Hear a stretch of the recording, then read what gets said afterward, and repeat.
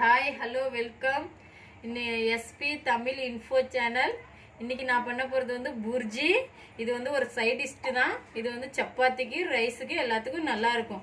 வாங்க இப்போ தேவையான பொருட்கள் பார்க்கலாம். புர்ஜிக்கு 2 டேபிள் ஸ்பூன் எண்ணெய், 3 பெரிய வெங்காயம், 2 பெரிய தக்காளி, 3 பச்சை மிளகாய்.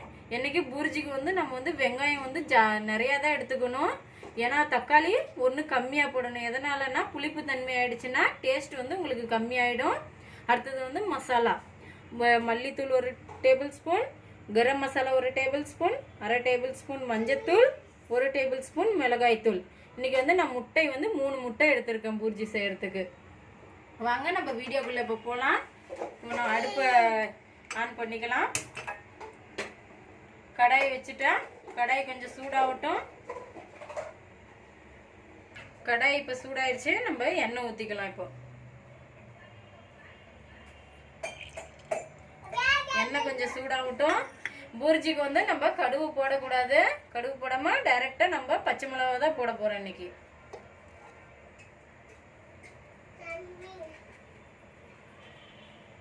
இருங்க, கொஞ்சம் எண்ணெய் சூடாயிருட்டும்.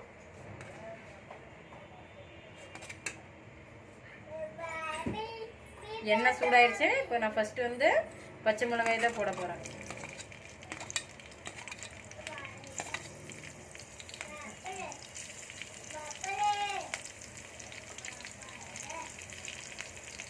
பச்சை மிளகாய் போட்டு 1 நிமிஷம் வணக்கி விடுங்க. கொஞ்சம் ஃப்ரை ஆயிரட்டும் பச்சை மிளகாய்.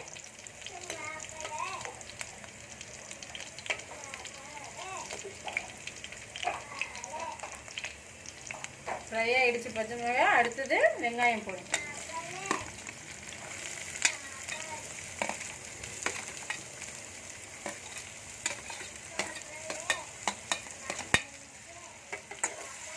வெங்காயம் வந்து நல்லா பொன்னிறமா ஆகணும். ஒரு 5 நிமிஷம் வணக்கி விடுங்க.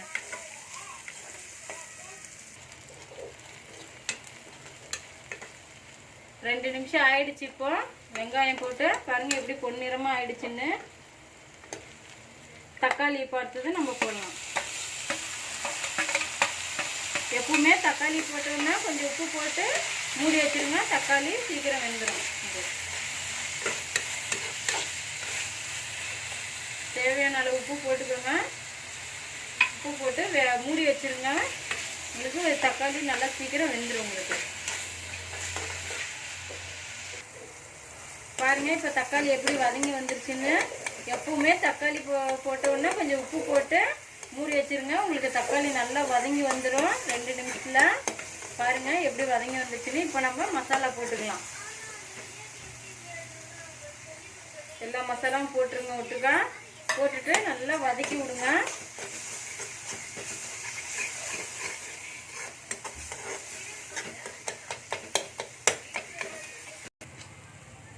பாருங்க இப்போ நான் மசாலா போட்டேன். மசாலா போட்டு நல்லா வதங்கி வந்துருச்சு. இந்த டைம்ல இப்போ நம்ம முட்டை எடுத்து ஊற்றிக்கலாம். இதில் நான் 3 முட்டை எடுத்துருக்கிறேன்.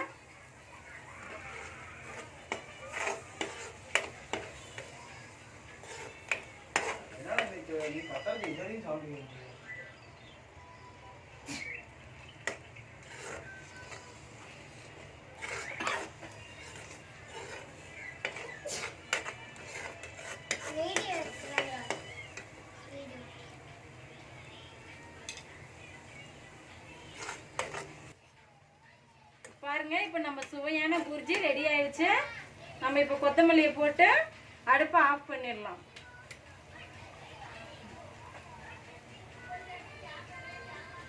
இப்போ நம்ம அடுப்பு ஆஃப் பண்ணிடலாம்.